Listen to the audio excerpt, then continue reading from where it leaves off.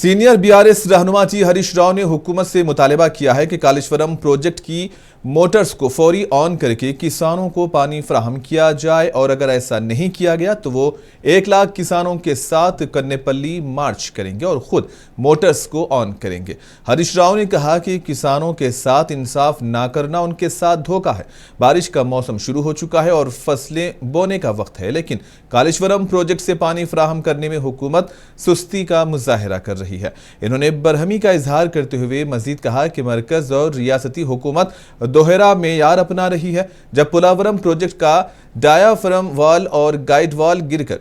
2000 करोड़ रुपए का नुकसान हुआ तो नेशनल डैम सेफ्टी की टीम वहां नहीं जाती और एसएलबीसी टनल गिरने से प्रोजेक्ट का मुस्तकबिल खतरे में पड़ता है। फिर भी डैम सेफ्टी वाले खामोश रहते हैं, लेकिन जैसे ही मेडीगड्डा बैरेज में 2 पिल्लर झुकते हैं तो किशन रेड्डी फौरन मरकज से डैम सेफ्टी टीम को भेज देते हैं।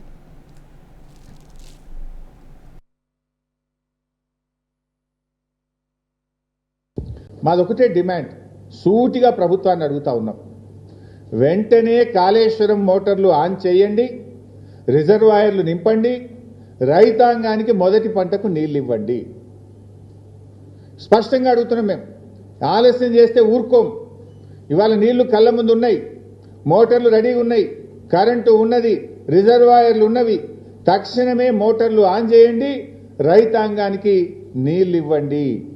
లేదంటే మాత్రం స్వయంగా కేసీఆర్ గారి నాయకత్వంలో లక్షలాది మంది రైతులందరం కలిసి కన్నేపల్లికి కదులుతాం మోటార్లు ఆన్ చేస్తామని చెప్పి ప్రభుత్వాన్ని హెచ్చరిస్తా ఉన్నాం మేము మాత్రం చూస్తూ ఊరుకోం రైతులకు నష్టం జరిగితే బీఆర్ఎస్ పార్టీ ఊరుకోదు మేము వదిలిపెట్టాం ఈ ప్రభుత్వాన్ని ప్రజాశక్తిలో ఉన్న బలమే